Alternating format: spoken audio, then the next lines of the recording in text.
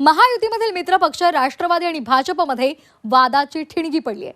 माणिकराव कोकाटे यांनी सिन्नरमधल्या सभेमध्ये भाजपवर जहरी टीका केली होती आणि त्याला आता भाजपनं सुद्धा तितक्याच तिखट शब्दांमध्ये उत्तर दिले। रमी खेळून बोर झाले असावेत आणि म्हणून ते आता भाजपवर टीका करतायत, अशी खोचक टीका परिणय फुकेंनी केली आहे। दरम्यान भाजप बाटलेला पक्ष असून तो फोडाफोडीत व्यग्र असल्याची टीका कोकाटे यांनी केलेली होती आणि त्यालाच आता परिणय फुकेंनी उत्तर दिले।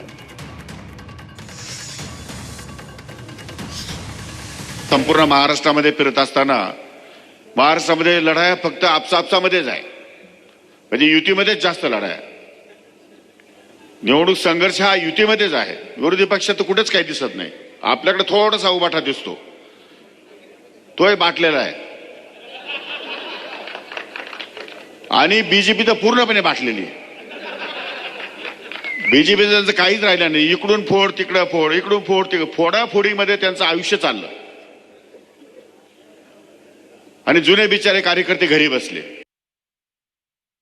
मला वाटतं की ते पत्ते खेळताना बोर झाल्यानंतर म्हणून भाजप रमी खेळताना बोर झाले असतील आणि म्हणून आता भाजपवर टीका करतात। असे बोलले की निष्ठावान कार्यकर्त्यांना कुठेतरी भाजप डावलत आहे आणि लोकांचे घर फोडण्याचे काम भाजप करत आहे, अशा प्रकारे त्यामुळे बाटलेला पक्ष आहे असं बोलले।